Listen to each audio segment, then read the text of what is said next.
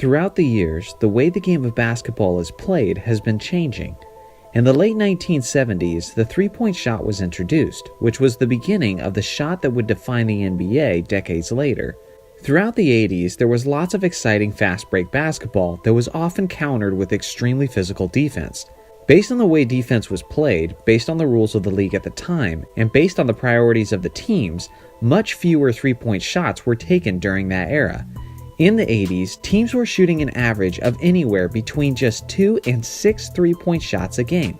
Throughout the 90s, the number of threes increased a bit to anywhere from 7 to 16 three-pointers a game.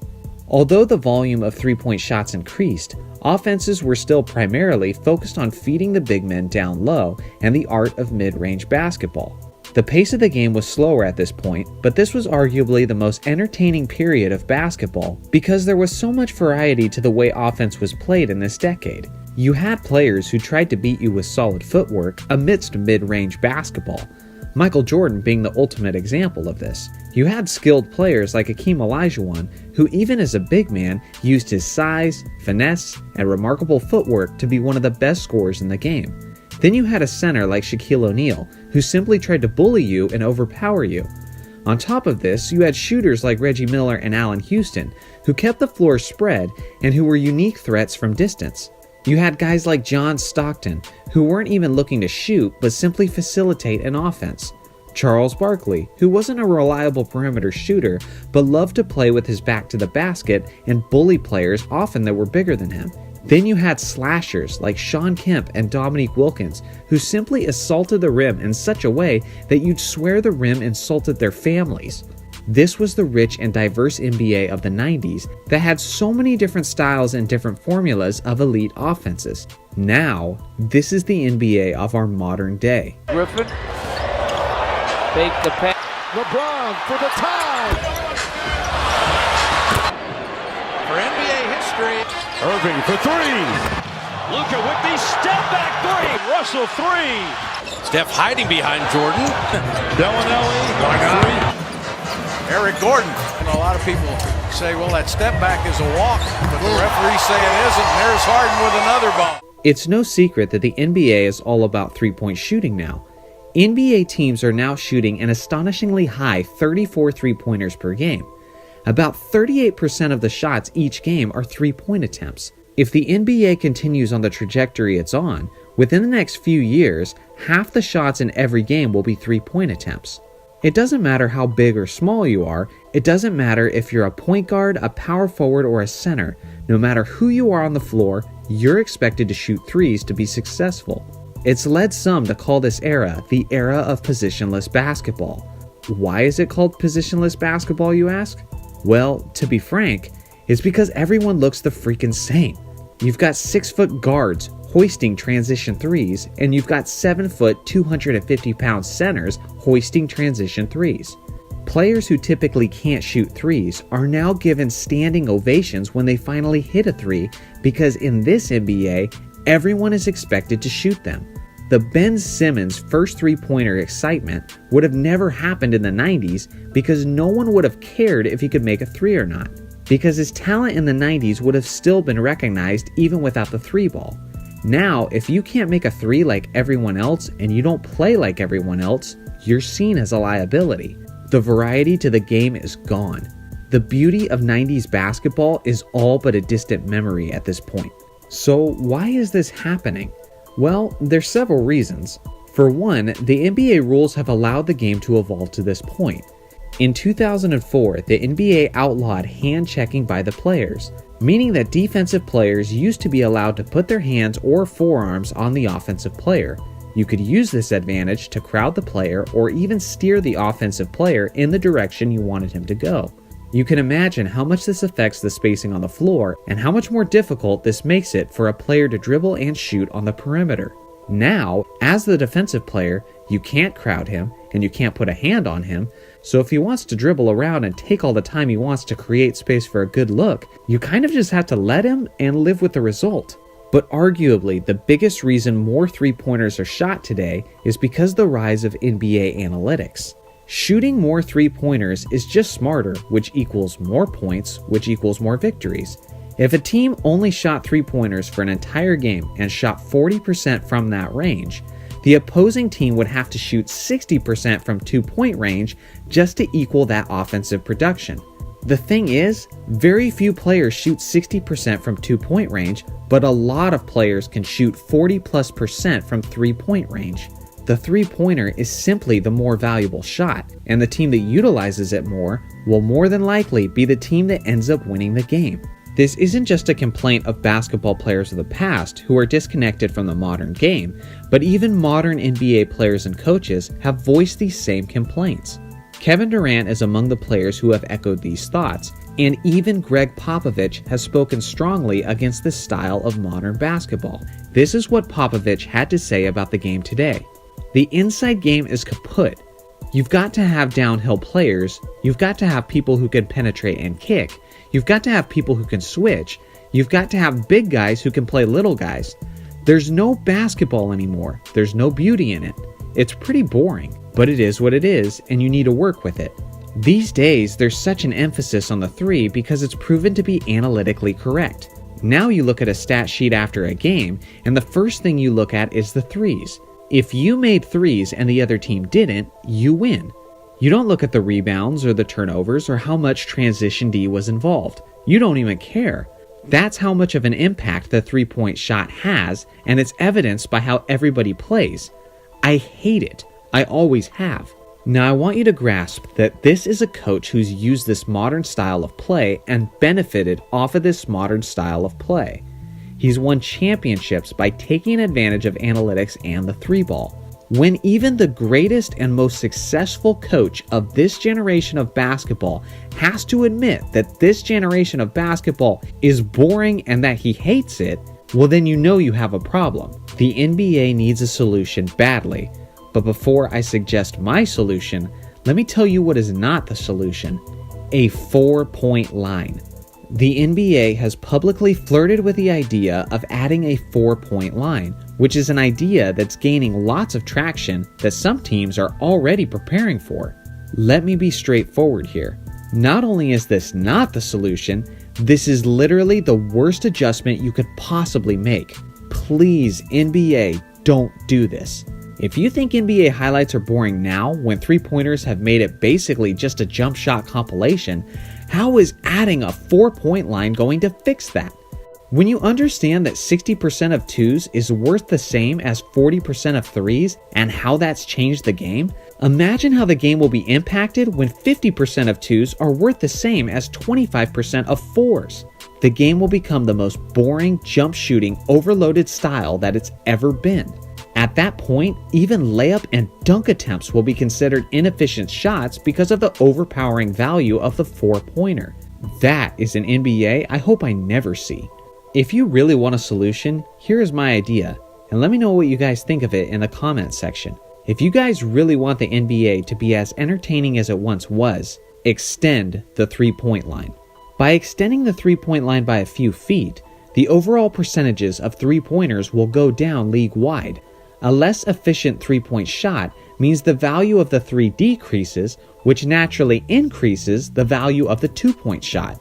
You would see mid-range basketball and post-play make a comeback. You will see less tall and gangly centers and power forwards who are always thinking about shooting, and instead you'll see a resurgence of strong, physical big men who crash the boards and score in the paint. It's tough to say how far the NBA should extend the 3. It's currently 23 feet 9 inches at the top of the arc. You could move that to 26 or 27 feet. Whatever is enough to decrease percentages to the point where the 2 becomes valuable again. They could run experiments with it in the G League and see how that affects the game. A deeper 3-point line would mean players like Steph Curry, Damian Lillard, and Trae Young would have an even greater value, which I'm for. If you can consistently hit jumpers from 30 feet like they can, you should stand out because of it. This change and new challenge would spark excitement amongst NBA fans and rejuvenate a lot of old school NBA fans who miss the days of more diverse basketball. The tricky part is, what do you do about the corner 3s? The 3-point line on the corners is 22 feet, but you only have 3 feet of space between the 3-point line and the out of bounds line, so extending the 3 on the corners isn't really an option. I'm open to ideas, but there's several ways you could handle this issue. 1. You could just keep the 3-point corners at 22 feet, and it would then easily be the most valuable and sought-after shot in basketball. 2. You could just eliminate quarter threes and have the arc head straight out of bounds on both wings. Or 3. You could eliminate corner threes, but have a zone for corner 3-pointers that's only in effect during certain time frames. For example, like the final 2 minutes of each quarter. I understand any of this would be a big change, but it's something the league is hurting for, and the NBA has never been afraid to make drastic changes to improve its product. Let me know in the comments section if you agree that this is the way to fix the NBA's jump shooting problem. Today's video is one of the saddest videos that I've ever had to make. And just so you guys know, I am not writing a script for this video. This is just me talking into a mic, sharing my thoughts, because this is an emotional topic for me, and I thought communicating it genuinely with the emotion involved would be the best way to do this. It is officially NBA All-Star Weekend, and I don't care. I do not care. Do you know how crazy that is for me to say, as someone who has been a basketball superfan for his entire life?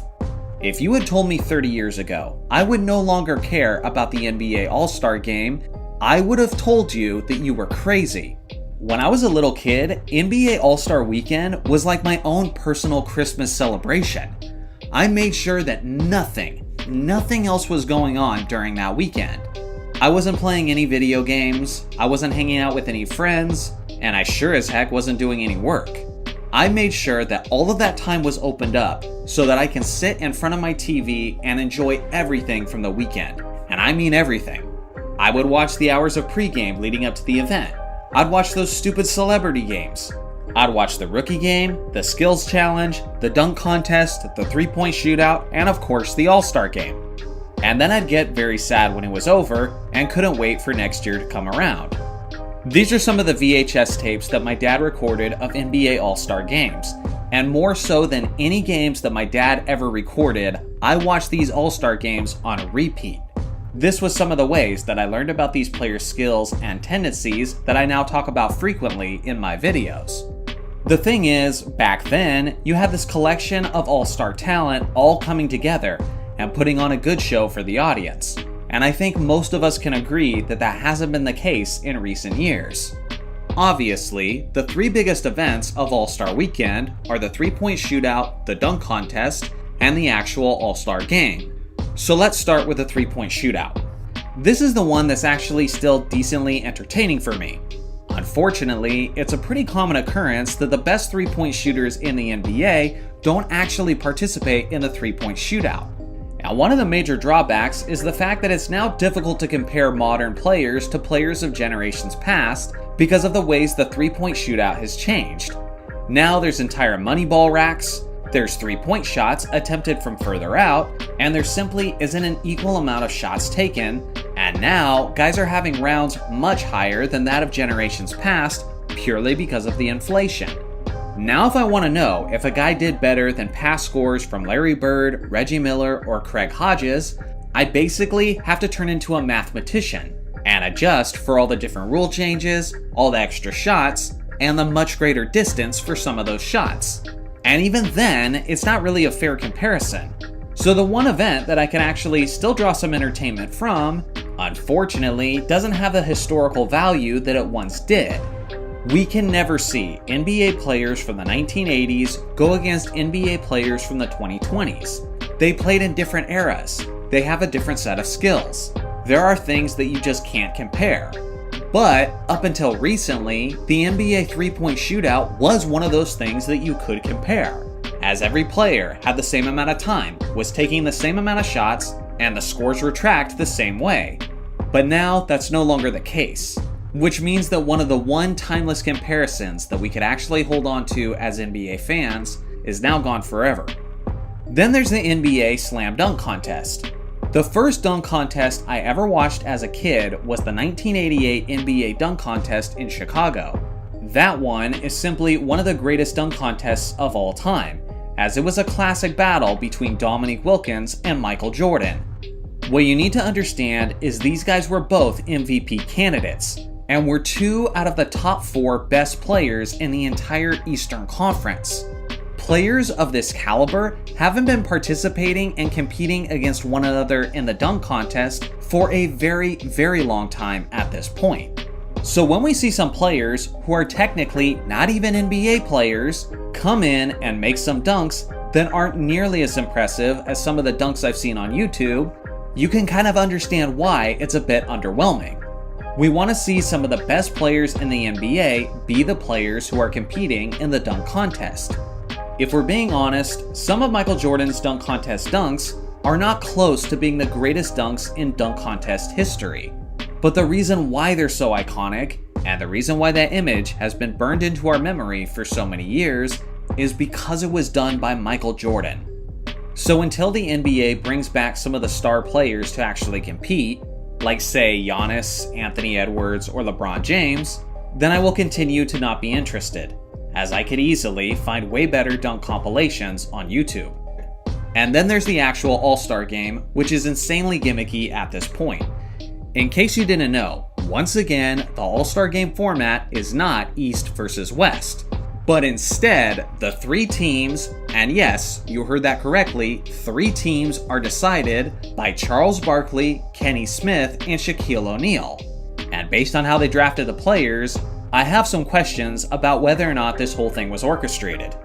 So now we're just doing more gimmicks, which seems like it's the equivalent of giving a Flintstones vitamin to someone who has a broken femur.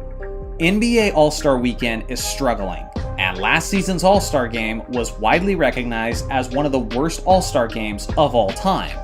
That's because absolutely no defense was played.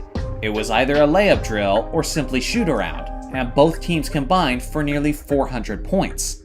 And this was after Adam Silver had been telling us for weeks that they would make defense an emphasis, that he had spoken with the referees and he had spoken with the players, and more effort was going to be put forth. And don't get me wrong, I don't want the NBA All-Star Game to have 1980s defense, but just a little bit of effort. At least look like you're trying to stand in a guy's path. I understand it's entertainment, I understand it's an exhibition, and I understand that the players want to put on a good show for the fans. But a layup drill or a shoot around is not that, and we've been saying that for years. After we got that disappointment, and after Adam Silver had egg on his face, did he then bring the hammer down and put an even greater emphasis on defense? No, he just got incredibly gimmicky with it to a level that we've never seen before. And if they didn't give a darn in the previous format, then what's supposed to make me think that they're gonna give a darn in this format? To me, that was the straw that broke the camel's back. Because it was no longer about the fact that I was being disappointed and I wasn't being entertained. But now I was lied to, and that lie has been swept under the rug. Before I get into this video, I want to clear something up. Fellow NBA YouTubers Swishout and Rusty Buckets both made videos on NBA loyalty recently, and I think both guys are quality YouTubers, and I liked both videos. It's not that I don't agree with what these quality YouTubers had to say, because I do agree to a certain extent. Social media, among other aspects, have had an impact on NBA players and their free agency decisions. Young athletes today prioritize different things than athletes of years past. The game has changed, just like people change. But beyond all of those aspects is one major reason why player loyalty is now dead in the NBA. So let's break it down. The CBA stands for Collective Bargaining Agreement. The Collective Bargaining Agreement, or CBA, is essentially the overarching contract that determines all the nuances of how the NBA works.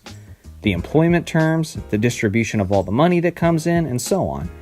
It's an agreement between the Players Association, the NBA Commissioner, and the 30-team governors of the league.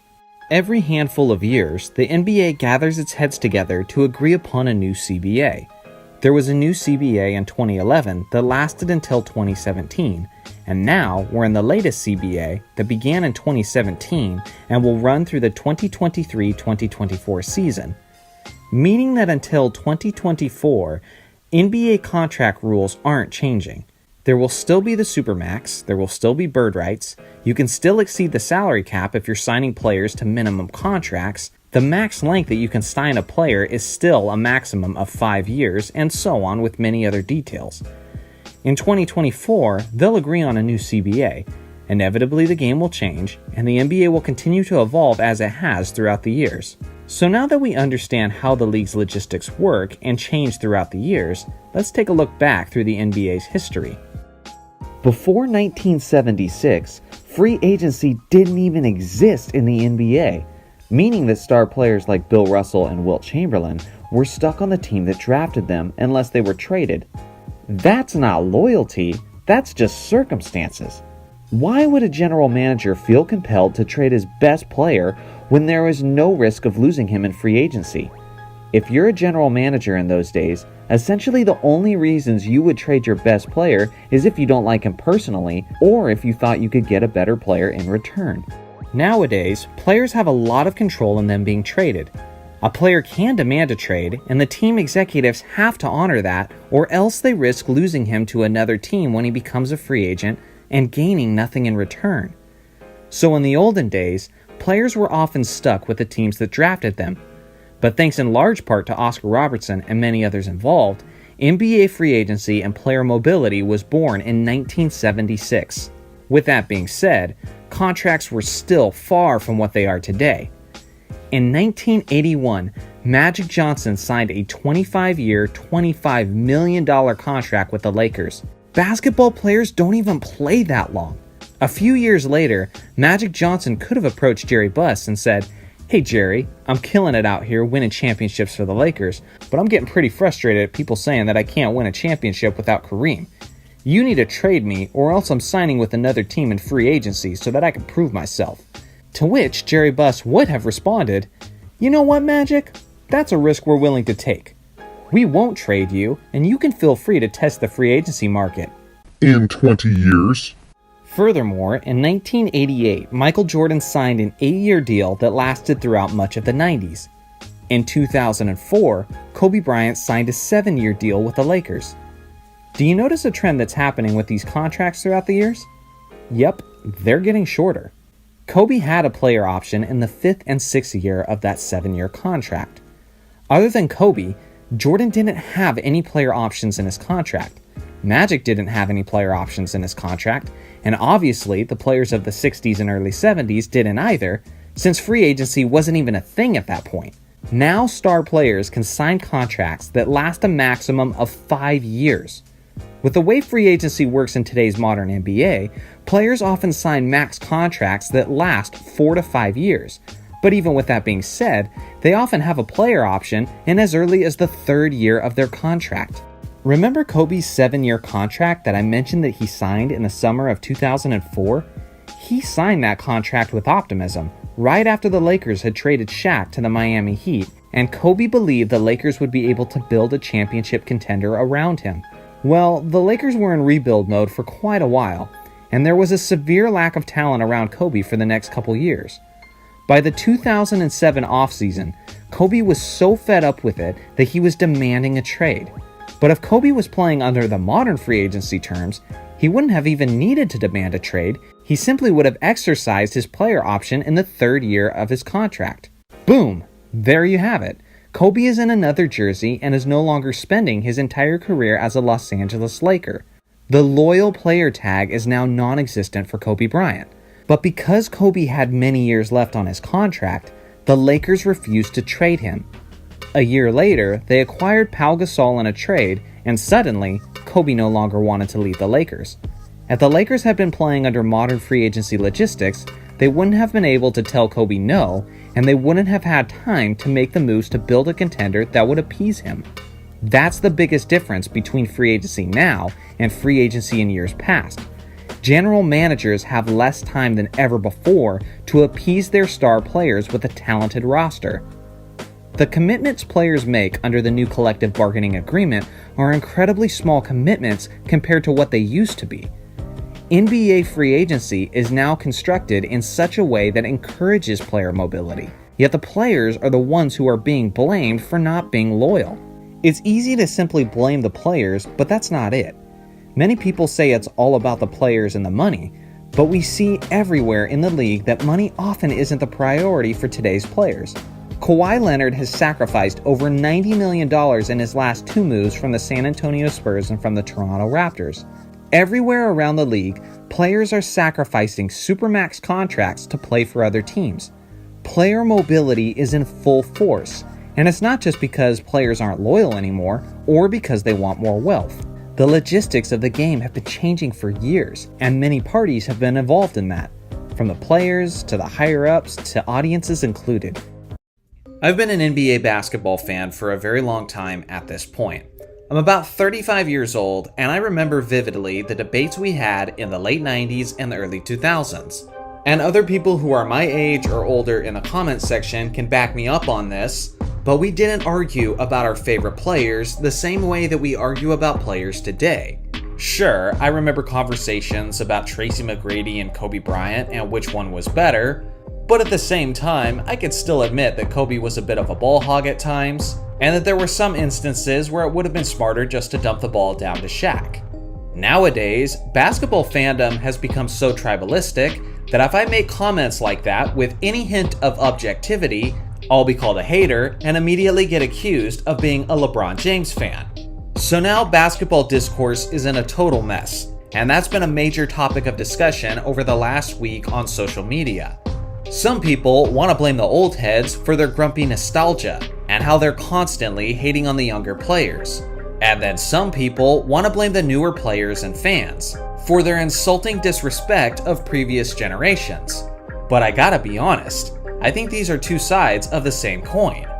In the 1990s, there were still former players like Wilt Chamberlain and Julius Erving who was in fact calling the 90s soft and saying that the modern players couldn't hang in their era. Now don't get me wrong, I'm not trying to make the point that the 90s are the same as basketball today. I'm just trying to make the point that this kind of rhetoric has been going on for a very long time. But over time, these debates have devolved into insults and into tribalistic sheep-like thinking. Just like you guys, I have peers who are so obsessed with LeBron James that in order to diminish Michael Jordan, they have tried invalidating his entire era time and time again, even though in reality, LeBron and Michael Jordan did compete against a lot of the same competition. And then on the opposite end, I have a lot of peers who are big fans of Michael Jordan, and they are so devoted to their GOAT that they can't bring themselves to say anything positive about LeBron James. I think if they just took a moment to try to acknowledge that he's a good passer, they would spontaneously be engulfed in flames. I understand that both of these sides have some faults, but if you're exclusively blaming one side or the other, then I think you're truly missing the real puppeteer in this situation. Both of these sides have been influenced by the media. As much as I try to remain as objective as possible on my channel, I can even admit that I've been influenced by the mainstream media. For example, whenever they say something incredibly stupid, I usually make a video responding to it. In a way, I am contributing to the discourse by even acknowledging it. The thing is, the discourse and bias has gotten so bad that it's nearly impossible to completely ignore as a content creator who is discussing modern trends. The truth is, the mainstream media has gotten so out of hand, and if you want to look at how basketball discourse has changed, you first have to examine how they've changed. Back in the day, we did have SportsCenter, we had After the Horn, we had PTI, and various shows on ESPN. And I remember when cold pizza first started taking off, and it was this fun, hilarious new thing where Stephen A. Smith and Skip Bayless were constantly yelling at each other. With that being said, there was only so much of this that I could take, because it was obvious that they were playing a part, and their opinions were dramatized to say the least. But unfortunately, as time went on, that became the norm for mainstream sports media. Let me ask you a question. Do you remember shows like NBA Open Court, where legends of the game were talking about their eras and about present NBA basketball? And they were sharing their experiences and comparisons as everybody around the room was talking positively about the game of basketball. It was purely for the love of the sport. Former players appreciating current players and drawing comparisons to greats of past generations. And now it's not on the air anymore. But you can find these knuckleheads constantly arguing and repeating the same talking points over and over for 5 days a week. I'm talking about guys like Stephen A. Smith, Shannon Sharpe, Skip Bayless, and Nick Wright. Some of the most biased NBA, quote, analysts that you will ever come across. As social media took off, these mainstream networks started realizing that they don't just want you to see the highlights and appreciate the players, but they want you to be talking, arguing, engaging, and nothing raises engagement like conflict. Now take this next point of mine with a major grain of salt. But a friend of mine once said that he had a friend who worked for ESPN. And again, anybody can be embellishing the details here, but he told me that his friend who worked at ESPN said that the way they came up for their topics of debate was by simply jumping on Twitter and seeing what people were arguing about. Then they would decide on that spot who's taking each side of the debate, and then they would go from there. Allegedly, it's all fabricated, it's all rehearsed. There's no authenticity, just manufactured conflict to entice viewers and create more conflict in the basketball community. Now listen, I always suspected that this was the case, but the moment I knew it beyond a shadow of a doubt was when Skip Bayless pulled this BS in 2019. After Kawhi Leonard joined the Los Angeles Clippers, Skip Bayless walks on set wearing a Kawhi Leonard jersey. Now remember the context of this time period. Skip Bayless, who had been rooting for Tim Duncan and the San Antonio Spurs, had been taking a dump on Kawhi Leonard time and time again, as he left the Spurs on very ugly terms. Skip Bayless was his #1 hater day after day after day. But it was at this time that Kawhi Leonard had just led the Toronto Raptors to their first championship in franchise history. And he did it with one of the most impressive playoff runs in NBA history, as he was frequently drawing comparisons to Michael Jordan. At that time, in that specific window in history, people were genuinely wondering if Kawhi Leonard had surpassed LeBron James as the best player in the NBA. So in that moment in time, it was easy to pit LeBron James of the Los Angeles Lakers against Kawhi Leonard of the Los Angeles Clippers. The hallway rivalry that we had always wanted in the NBA playoffs was now being led by the two best players in the NBA. So what does Fox Sports do in all of their wisdom?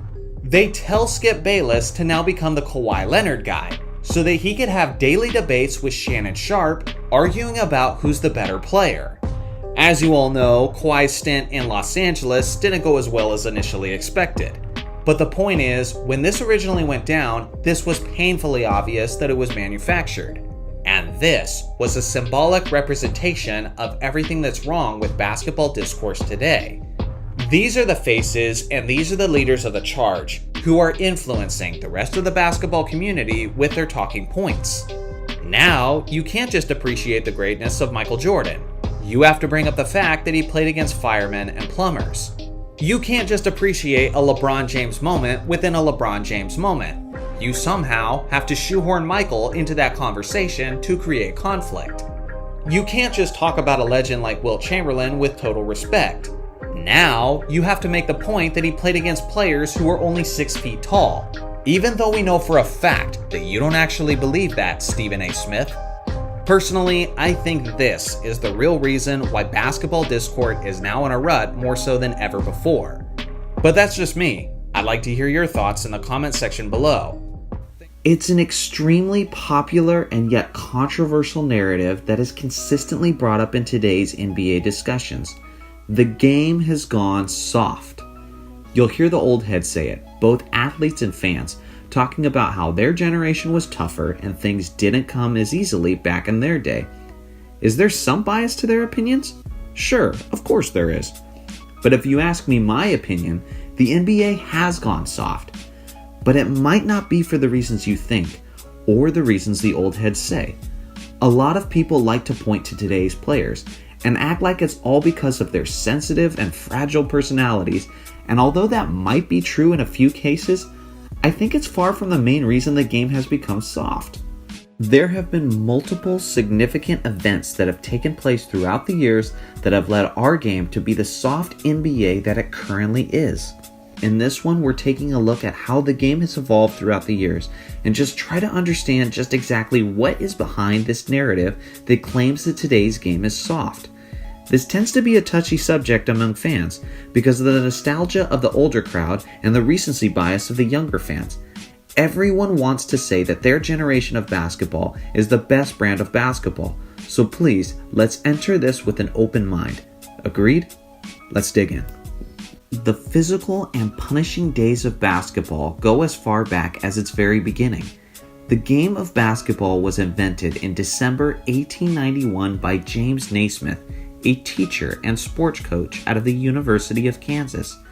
The game of basketball would ultimately become one that would reward finesse, but in those early years, the athletes were still making their adjustment from physical sports like football and rugby. The game was quite exciting and violent in the beginning. Steel mesh cages had to be constructed around the courts in order to keep excited spectators and fans from interfering with play, which also led to basketball players getting nicknamed cagers.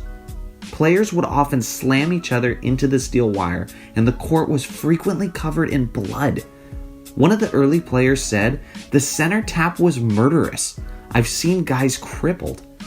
So the next time someone tries to brag to you about how the 80s or 90s were the most physical era, you might want to tell them about the 1890s, when basketball was played in a bloody cage.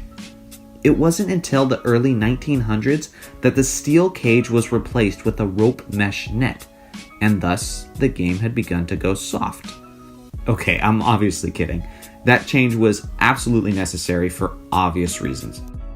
Let's fast forward a bit.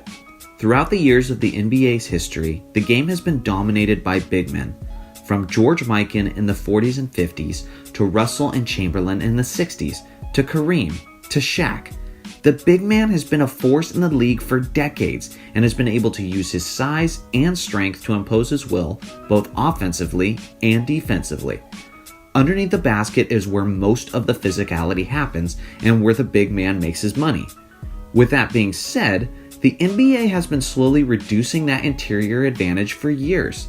Thanks to George Mikan's dominance in the early 1950s, the lane under the basket was widened from 6 feet to 12 feet, and as we know, an offensive player cannot be in this lane for 3 seconds. 1 decade later, and the lane was widened again from 12 feet to 16 feet, thanks to Wilt Chamberlain's dominance. This restricts the dominant big man from being able to simply camp under the basket, which naturally forces the big man to the perimeter. A more perimeter style of basketball means a less physical game, and with a less physical game comes a softer game. Into the 70s now, the dark ages of the NBA in many ways. Drug problems were rampant in the league at this time, and so was fighting. And with that came the negative perception of the league with racist conclusions, and the popularity of the game was reaching a concerning low. The NBA had to make changes, including more specific rules of conduct between players and harsher penalties for players who engaged in fighting. Thus another move which created a softer form of basketball.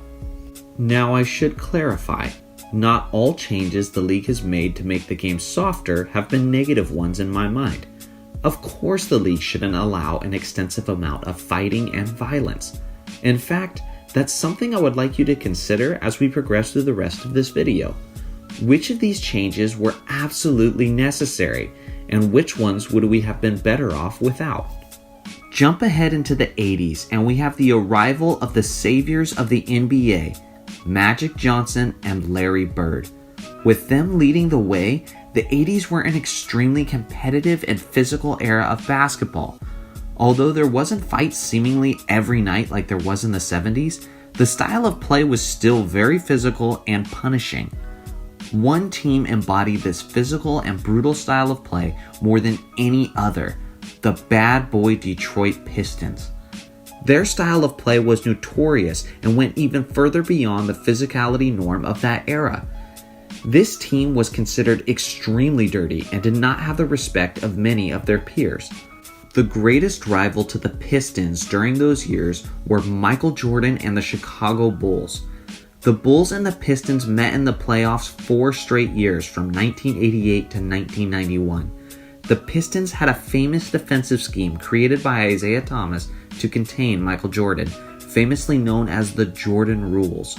The rules were essentially to make Jordan work vigorously on both sides of the ball, and anytime he drove the lane, they put him on his back. Michael took a beating those years in Detroit. Whether it was a hard foul or a soft foul, it didn't matter. It was all treated as the same common foul during that era of basketball. The NBA felt a need to make a change to protect its players, so they created the flagrant foul rule and began implementing it in the 1990-91 season. The flagrant foul essentially meant that any excessively violent or inappropriate contact that you committed would result in free throws and possession of the ball for the opponent, and even potentially an ejection, as compared to before when it required 2 technical fouls for an ejection. Before the flagrant foul had been implemented, there was basically an unwritten no layups rule. It made sense to punish the offensive player who was driving the lane and make him earn his free throws. But now, with the flagrant foul, a punishing foul could result in 4 or 5 points for the opponent in just one possession and the loss of your rim protector to an ejection. The same punishing, physical style of play that was common in the 80s now didn't work as a strategy for winning basketball. And of course, the game became softer as a result. Now on to the 2000s, where the NBA made several changes to the way the game is played. One of those changes was the hand check rule. The hand check rule was originally introduced in 1994, but the rules were updated and made even more strict in 2004. In the past, defensive players were able to place their hands on the offensive player and basically steer the player in which direction he wanted the offensive player to go. But the NBA completely eliminated the defender's ability to hand check the offensive player. Of course, this creates a less physical style of play. It also creates more freedom of movement for the offense, which is the primary reason I believe the NBA made this change. Because offense is sexy. It makes plenty of highlights. Star players making plays is sexy, like slam dunks, crossover dribbles, three-pointers, and so on. The defense controlling the offensive player is not sexy. Physical style of play is also not sexy. It's ugly, and even if it works, it doesn't entertain the casual fan. Now imagine having to defend a player as fast and explosive as Russell Westbrook, who's dribbling at the top of the key. In generations past, you would be able to place your hands on him and give him a forearm to ensure he doesn't blow by you on his way to the rim. But once the hand check rule was put in place, you couldn't do that anymore. Now you had to rely solely on your ability to slide your feet quickly in order to keep your body in front of him. But with your back to the basket and the league full of guards with crazy speed like Russell Westbrook and John Wall, how can we possibly expect the defender to be able to stay in front of him? Not only did this allow wing players to get to the rim more easily, but as we talked about earlier, there was now less the rim protector could do to stop the offensive player once he actually got to the rim, because physical defense is being punished more harshly now. This was just another step in which the league may have created a more entertaining product, but also a softer one. Another NBA altering event took place around that same time, November 19th, 2004, arguably the most terrible day in NBA history, known as the Malice at the Palace. The matchup was between two title contenders and Eastern Conference rivals, the Pistons and Pacers. These two teams had a history of hard-fought battles and moments of chippiness. In fact, the game itself had plenty of physical, intense moments between the players, which had part in leading up to its climactic ending. There was less than a minute remaining in the fourth quarter. The game had been clearly decided with the Pacers holding a 15-point lead when Ron Artest fouled Ben Wallace from behind. Wallace took offense to the hard foul and retaliated at Artest, shoving him back. Players and coaches quickly surrounded the two players, trying to defuse the situation. Ron Artest then decided for some reason he wanted to chill on the scorer's table while the rest of the players and coaches sorted it out. After laying there for several moments, Artest was then hit directly by a cup of beer from a fan several rows up. In a rage, Artest ran up into the stands to punish the fan who threw the cup. Several players followed Ron into the stands, and what ensued was an absolute brawl between players and fans. Steven Jackson was throwing punches, and fans were throwing punches. Players and coaches were trying to restrain each other. Jermaine O'Neal got involved and threw a running punch at a confrontational Pistons fan. Angry fans were throwing popcorn and drinks at the players as they entered the tunnels, and children were crying in the audience. The game had to be cut short because of the violence on display. It was a sad and disturbing sight, one like the NBA had never seen before. The following day, the league took strong action, handing out strong suspensions to the players. This game didn't just have an effect on the players' seasons and the Pistons and Pacers season, but it had an effect on the future of the NBA as a whole. You see, the NBA suffered a gigantic hit to their reputation due to this game, and the league was determined to repair their reputation to ensure nothing like this ever happened again. Remember, this entire fiasco started with some chippiness, some pushing, and trash talking between the players. So after the Malice at the Palace, the refs became even quicker to call technical fouls to defuse situations. Back in the day, players could have ongoing trash talking and you could sense the tension. But now, a player simply looks at another player wrong and the ref is quick to tee him up. You just don't see the same disdain and intensity between players anymore, but that's in large part because the referees won't let it even come close to escalating to that anymore. It may have been a necessary priority for the league to make, but in doing so, it also softened the game tremendously. That is some of the NBA's history that has brought us to the league we know today. The flop. To many basketball fans, it's one of the most disgusting, vile, and disgraceful displays of unsportsmanlike conduct that we can witness on a frequent basis. Yet we can't deny its competitive advantage and how some have perfected it down to an art form. For those of you who don't know, a flop is basically defined as this. It's when a player makes an intentional fall or stagger after little to no physical contact by an opposing player in order to draw a foul call by an official against the opponent. By nature, it is extremely deceitful and requires plenty of dramatized acting in order to convince the official to blow the whistle. With that being said, some players are better actors than others, and some are incredibly crafty at finding creative ways to draw the foul. Some of these modern players are guys like Chris Paul, LeBron James, Marcus Smart, and of course James Harden, just to name a few. Just a quick history lesson, although flopping is more prevalent now than ever before, it's not a new phenomenon by any means. In fact, flopping in the game of basketball goes as far back as the 1960s, as former Boston Celtic and a 7-time NBA champion Frank Ramsey made it a regular part of his game. It was something he personally admitted to as he spoke about his flopping tendencies from an article in Sports Illustrated that was published in 1963. Not only was Ramsey referred to as the master of deception, but he talked about how he was often booed and heckled by the fans for his obvious acting. Given the fact that Ramsey wasn't really a superstar, and given the fact that he played basketball in the 1960s, unfortunately, there is very little footage available displaying his flopping tendencies. Although it would be nearly impossible to claim who was the first player to attempt the flop, I think it's fair to say that Ramsey was certainly one of the first floppers of NBA history. Like I said before, there wasn't a ton of flopping on a widespread level throughout the league during that era. The 70s and 80s were extremely physical decades of the NBA, and the general mentality of the players was much more focused on presenting a tougher image. Not every player shared that mindset though, as some players weren't shy about selling a bit of their integrity for the sake of a blown whistle. If you ask my personal opinion, and the opinion of many viewers who were old enough to witness this, the player who flopped more than any other, and frankly the player who made flopping famous among basketball fans, was none other than the Serbian Vlade Divac. Vlade had a 16-year career in the NBA from 1989 to 2005 and was actually inducted to the Basketball Hall of Fame. He averaged nearly 12 points and 8 rebounds over the course of his career and was selected to one All-Star team in 2001.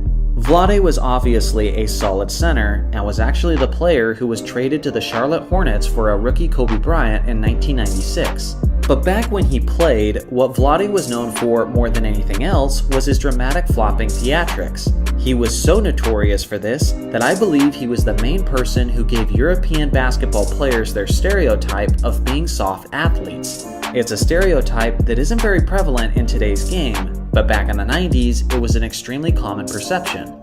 Given his massive size, Vladdy's consistent flopping appeared even more absurd than most other players, considering how it shouldn't be that easy to topple him over. He may have not been the first player to flop in the NBA, but in my opinion, Vladdy is the player who made flopping a famous and well-known maneuver to the basketball world. As time went on, flopping became only more relevant and widespread throughout the entire league, and now it's at a point where more players flop than those who don't. The league made a feeble attempt to diminish the amount of flopping in 2012 when it introduced the no flopping rule. The rule stated that any player who flops during the regular season would first be warned, followed by fines in increments of $5,000 for each successful flop during the season. Longtime basketball fans like myself rejoiced when this rule was initially introduced, as we assumed this would finally be the change that would eliminate this pathetic acting out of the league.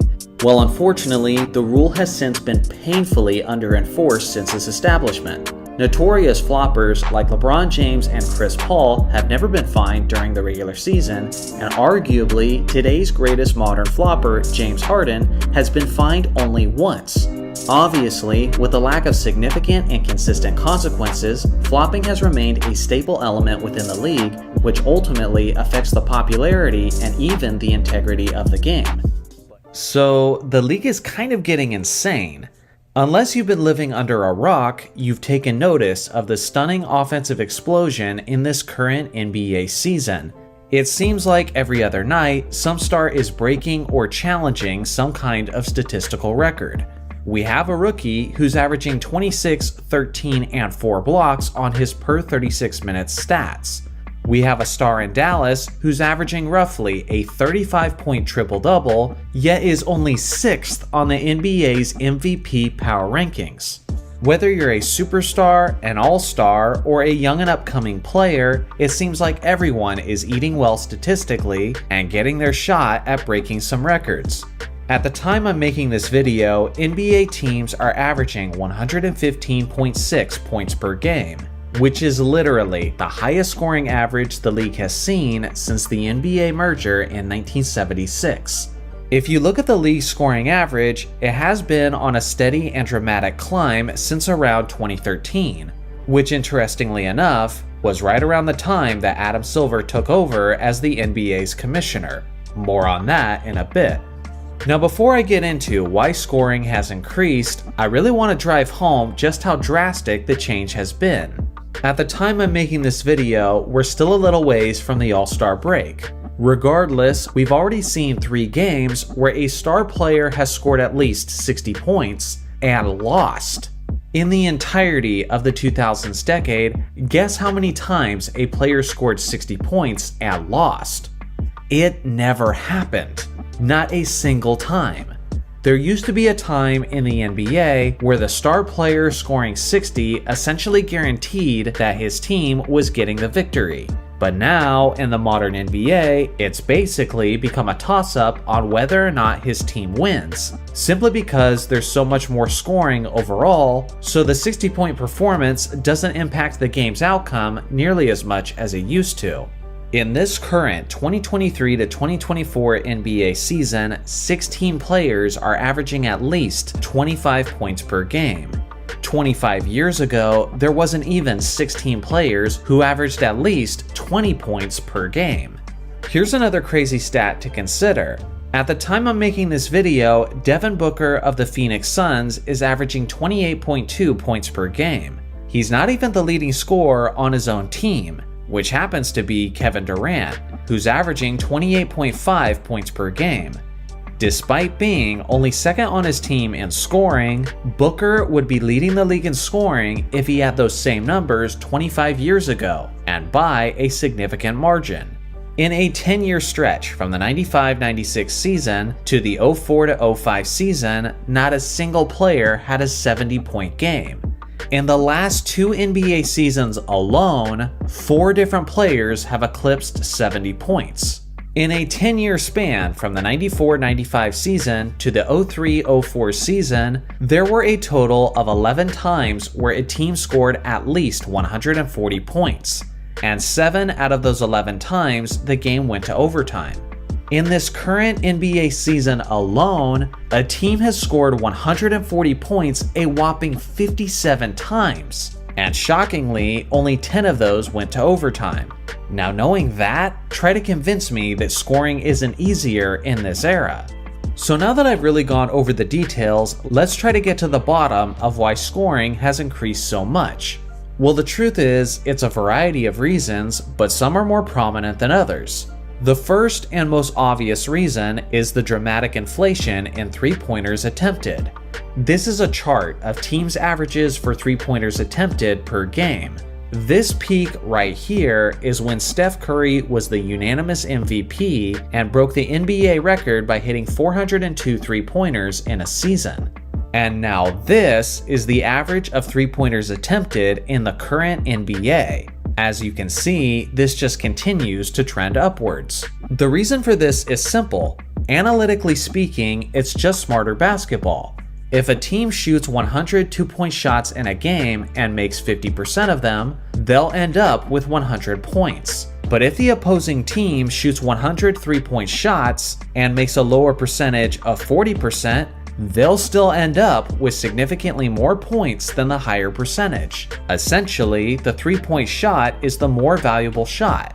So spamming the three is simply the smarter move. As the league has moved in that direction, more players have learned to shoot the three efficiently. It doesn't matter what your size is or what position you play. If you're out there on modern NBA courts, it is crucial for you to become a solid three-point shooter. Because of this focus on developing the perimeter shot, we are witnessing the greatest era of shooting in NBA history, and I believe that is an objective fact. Some might argue that more three-pointers and higher percentages are due to the fact that defense isn't as good as it used to be, which theoretically could be true. But you know where that doesn't apply? At the free throw line. Since the very early days of the NBA, the free throw line has basically always been the same. There's no defenders, just the player, the ball, the basket, and 15 feet of distance. In this current season, players are hitting 78.8% of their free throws, which is the highest average in NBA history. 25 years ago, players were hitting 72.8%. Although there are some rare exceptions, typically the best foul shooters in the league tend to be the best three-point shooters in the league as well. So the fact that this is the most efficient foul shooting season of all time, simultaneously as the NBA is emphasizing threes more than ever, comes as no surprise. Better shooting from the field means more space on the court, because now players have to be defended out further. More space on the court means more room to operate, which gives the offensive player more freedom to create a good look for himself or for a teammate, and thus more points are being scored. Now here's the thing, although the inflation of threes plays a part, it isn't the whole story. For example, although the general NBA team is averaging 35 three-point attempts per game, they're only making an average of 12.8. If all of those threes were two-point shots instead, then teams would still be averaging roughly 103 points per game. And guess what?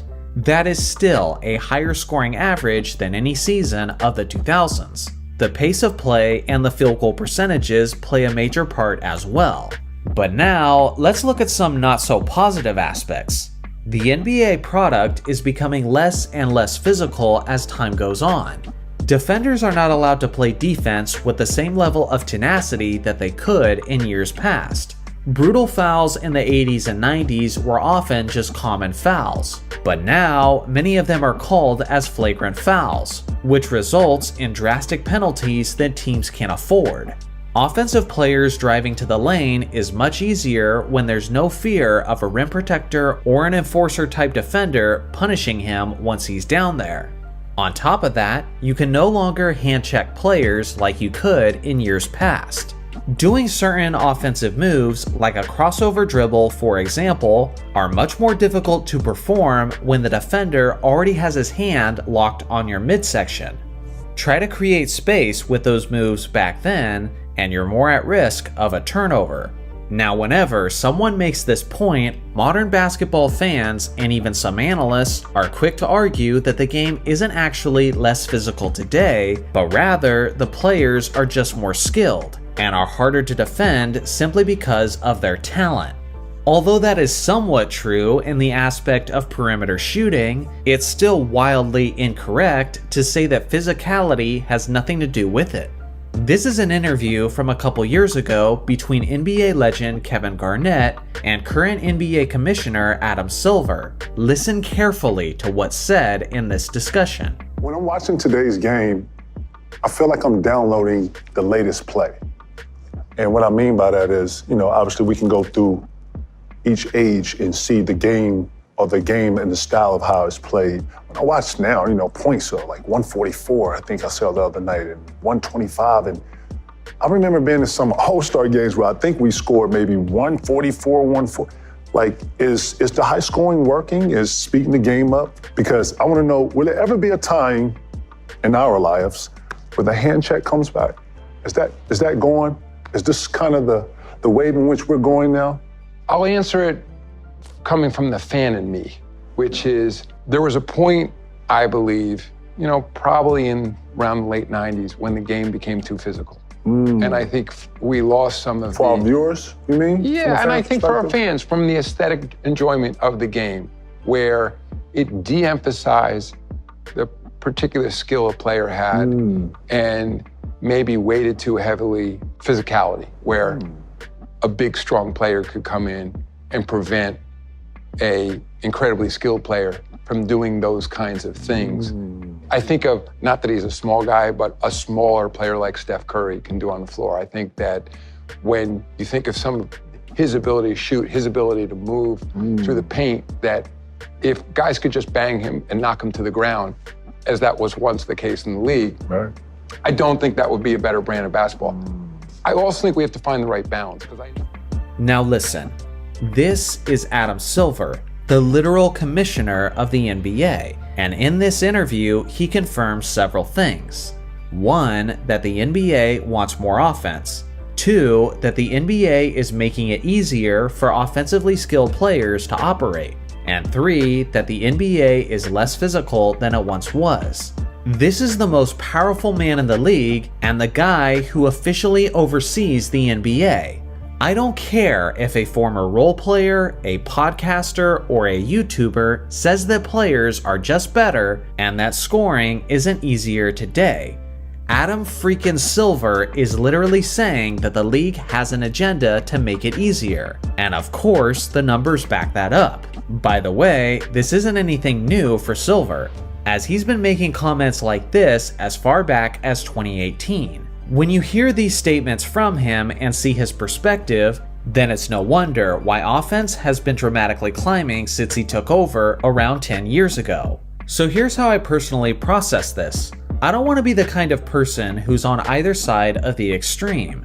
I don't want to be swooning over these modern players, just glazing them and saying they're better than former greats just because their numbers look better on the surface level. But at the same time, I don't want to be an angry old head who just slanders these star players for the changes the league office is responsible for. The way some of these 70-point games get criticized would have you thinking that it's almost seen as a bad thing. On one hand, I appreciate the fact that we're witnessing some incredibly talented players, and I believe simply the best era of perimeter shooting. These guys deserve the appreciation for what they're doing. But on the other hand, yeah, I think MJ would average 40, I think Kobe would score at least 90 in this era, and I think Bird and Magic would have averaged a triple-double. You can appreciate the greatness we're seeing today while still acknowledging that it's an era that fuels offensive greatness. That's at least my stance on it. So what do you guys think? Is there too much offense in the modern NBA? And if you think so, how would you change things if you were the commissioner of the league? Let me take you back in time. It's the 06 to 07 NBA season. We're in the NBA playoffs and the Western Conference is just as competitive as ever before. The 8th seeded Warriors had just shockingly upset the 1st seeded Dallas Mavericks. The veteran-led San Antonio Spurs appeared poised for yet another deep postseason run, and the Phoenix Suns were looking as if they were finally ready to win their first championship in franchise history, as they were led by the recent back-to-back MVP winner. And unlike the previous season, the Suns were actually completely healthy in time for the playoffs. With the defending Western Conference champions now eliminated from the playoffs, everyone understood quite well that the two strongest teams remaining in the West were the San Antonio Spurs and the Phoenix Suns. At this point in history, the Western Conference was considered to be much stronger than the Eastern Conference. So the popular belief was that whoever won the matchup between the Spurs and Suns would be the eventual championship winner. As the second seed and the third seed, these two teams were meeting up in the 2007 West semifinals. Leading up to this series, the last time we saw these two teams meet up in the playoffs was in 2005, where the Spurs eliminated the Suns out of the conference finals in just 5 games. Phoenix had grown much stronger since then though, as their defense had significantly improved, and they gained some much needed postseason experience. When the 07 series finally began, it was every bit as competitive as people were hoping it would be. After 3 games, San Antonio was up in the series 2-1, but Phoenix was leading Game 4 heading into the final minutes. A Game 4 victory for Phoenix would not only tie the series, but it would put them in a commanding position, as they would be taking back home court advantage with Games 5 and 7 being played in Phoenix. Now heading into the final moments of Game 4, the series had been a physical one so far. Steve Nash accidentally collided heads with Tony Parker and gruesomely busted his nose. The nose would be re-aggravated several times throughout the series, and due to this, his superstar teammate Amari Stoudemire said that there was a high priority on protecting their MVP winning leader. So with that in mind, let's return to the final few minutes of Game 4. Phoenix is up by 3 points with only seconds left in the game, which means that San Antonio is in a must-foul situation. As Nash has the ball, he's sprinting into the front court, which is where Robert Horry meets him to deliver a strong hip check. With unnecessarily rough contact and seemingly no play on the basketball whatsoever, this was quickly deemed as a flagrant foul on Robert Horry. Obviously, after seeing the 6'10 Robert Horry take a cheap shot on their 6'3 point guard, the Suns team had a very emotional and visceral reaction. Phoenix players like Raja Bell, Sean Marion, and Leandro Barbosa were all physically involved in the commotion on the court. But even with that being the case, none of those players ended up being the central focus of the event. When you draw your attention to the Suns bench, you'll see a couple of players leave their seats and approach the commotion. Among those players was their superstar and their leading scorer, Amari Stoudemire, who was only on the bench in the first place because he had 5 personal fouls. Who also left the bench was their 6'8 power forward, Boris Diaw, who did a little bit of everything for the Suns and was certainly a key part of their rotation. So at this point, unless you're familiar with this historical event, you're probably wondering why Stoudemire and Diaw even matter in this situation. Well, it actually has to do with the NBA's sensitive mindset at that point in time. Before that series had taken place, just a few years earlier, the famous Malice at the Palace happened, which was a giant brawl involving the Pistons, Pacers, and the Detroit crowd. Without a doubt, this horrible event was one of the worst evenings in NBA history, and the league's commissioner at the time, David Stern, vowed to never let something like this ever happen again. As a result, the league immediately became much more strict, punishing players more quickly for technical fouls and doing everything they could to discourage players from escalating potentially dangerous situations. One of the measures that the NBA took was reinforcing the incredibly harsh consequences for any bench players who get involved in an altercation. In the NBA rulebook on Rule number 12, Section 7, letter C, it states that during an altercation, all players not participating in the game must remain in the immediate vicinity of their bench. Violators will be subject to suspension without pay for a minimum of 1 game and fined up to $50,000. This was the rule that they ultimately enforced on Amar'e Stoudemire and Boris Diaw, as they were both ultimately suspended for the crucial 5th game in Phoenix. These were the averages of Amar'e Stoudemire and Boris Diaw throughout the first 4 games, and this was the level of production that the Suns were now going to miss in Game 5. Despite being severely short-handed, Phoenix still challenged the Spurs in Game 5, ultimately losing the game by just 3 points. And as expected, with now home court advantage and morale on their side, San Antonio closed out the series in the 6th game. If the suspensions never took place, then Phoenix likely wins Game 5. And with Game 7 eventually being played in their building, it's hard to envision the Suns losing that series at full strength. I'm not even a Phoenix Suns fan, but as a basketball fan, this decision to severely punish the Suns in this extremely important series was tremendously frustrating for several reasons. For one, the NBA clearly made this decision in light of their paranoia from the Malice at the Palace, and if this had occurred on most other years, severe punishments likely wouldn't have been ensued. It was also frustrating because the NBA has been extremely inconsistent throughout the years about enforcing this rule. And there have been many other instances before and since where players came off the bench to get involved and were not suspended. So to all of a sudden take extreme measures in a pivotal playoff series that ultimately decided the championship seems like a gross misuse of power. And maybe the biggest reason why it's frustrating is because they essentially rewarded Robert Horry for committing the cheap shot. If Horry did it on purpose just to entice the Phoenix players to leave their bench to support their teammate, then it was a ruthlessly brilliant decision, regardless of it being morally reprehensible. Again, the winner of this series was going to be on cruise control for the NBA championship.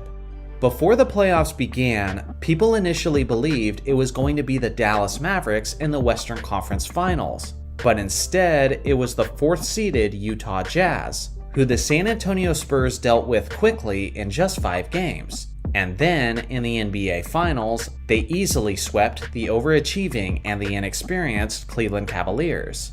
Likely because of this decision to suspend Stoudemire and Diaw, the Phoenix Suns organization still doesn't have an NBA championship banner to this very day, and a former 2-time MVP winner like Steve Nash is frequently criticized for simply having statistics that didn't lead to winning, when in reality, he was stripped of his legitimate opportunity to win. Honestly, it still blows my mind that the players who were most severely punished for the event were guys who were literally not involved in the original altercation. For goodness sake, Raja Bell put his hands on Horry and shoved him, and he was not suspended, but yet Stoudemire and Diaw, who simply stepped forward a few feet, were disqualified from Game 5. In the end, we can only imagine just how much this truly changed history in the grand scheme of things. With the title, Nash is likely considered as one of the select few greatest point guards of all time. Without a ring in 2007, Tim Duncan's legacy and reputation certainly takes a hit, and even a head coach like Mike D'Antoni is probably viewed in a much more positive light by the basketball community with a ring on his finger. So what do you guys think? Was the punishment fit for the offense, or was the NBA overreacting in this scenario? The summer of 2016 was one of the most shocking NBA off-seasons in the history of the game. It was where a recent MVP in the prime of his career left a team that went all the way to the Western Conference Finals, where they had a commanding 3-1 lead before they blew it, to the team that eventually went on to Game 7 of the NBA Finals, where they were eventually eliminated by just 4 points. This wasn't just any ordinary contending team though. This was the 73-9 Golden State Warriors, who throughout the regular season was being referred to as potentially the greatest team of all time. They set the NBA record for the most regular season victories of all time, and they were led by the first unanimous MVP in league history. On that roster, they had arguably the 2 greatest three-point shooters of all time, one of the greatest defensive players of all time, and a role player who was a Finals MVP. What he did that summer by joining Golden State was unlike anything we had ever seen before in the history of the league. And the day it went down, I let the world know on social media that they were going to be the NBA champions. It was that obvious. There have been super teams in the years before and since, but never quite to that extent. Today, we're asking the question, if the best player of each decade pulled a Kevin Durant, what would it look like? We're starting just right after the NBA merger. In the summer of 1978, the Seattle Supersonics had just defeated the Los Angeles Lakers in the first round of the playoffs. And on that Lakers team that was defeated was one of the greatest centers in the history of the league, Kareem Abdul-Jabbar. The Sonics went all the way to the NBA Finals and stretched the series to 7 games against the Washington Bullets, before they eventually lost the deciding game by just 6 points. In that sense, this situation was very similar to that of Kevin Durant's. If Kareem Abdul-Jabbar had left his Los Angeles Lakers and joined the Seattle Supersonics, he would be joining a Sonics team that was equipped with all-stars like Dennis Johnson, Jack Sikma, and Gus Williams, forming arguably the strongest roster of the 1970s. What's worth noting is even without this hypothetical scenario, the Sonics still went on to win the 1979 NBA championship, which I think is interesting because, to be honest, that might have been the case with the Warriors in 2017, even if Kevin Durant hadn't joined them. The only major difference here is that the Sonics only had a 47-35 record before Kareem would have hypothetically been joining. So even with this crazy scenario where we're making this Western Conference powerhouse, it's still not quite as shocking as what Kevin Durant did. Now let's go to the next decade, and the season I picked was the summer of 1986. In the 1986 playoffs, the Houston Rockets shocked the world when they eliminated the defending champion Los Angeles Lakers, who were led by their legendary stars of Magic Johnson and Kareem Abdul-Jabbar. The Rockets were a young team, with a historic Twin Tower tandem of Hakeem Olajuwon and Ralph Sampson. Although the Rockets defeated the Lakers and went on to the NBA Finals, they did eventually lose to Larry Bird and the Boston Celtics. If Magic Johnson pulled a Kevin Durant, then in the prime years of his career, he would have left the Lakers and joined Hakeem Olajuwon and Ralph Sampson on the Houston Rockets, forming one of the scariest starting lineups in the history of the league. Without question, this Rockets team would have dominated the Western Conference for the foreseeable future, and it would have allowed Magic to win even more championships than he won with Kareem Abdul-Jabbar, since Hakeem Olajuwon was much younger, and the prime of his career occurred well after Kareem Abdul-Jabbar had already retired. Let's look at the next decade, and the season I'm picking is the summer of 1995. In the 1995 NBA playoffs, the Orlando Magic had just defeated Michael Jordan after his famous comeback. The Orlando Magic were a talented squad, led by Shaquille O'Neal, Penny Hardaway, and Horace Grant. Although the Bulls had Michael Jordan and Scottie Pippen, they didn't yet have the interior presence in Dennis Rodman.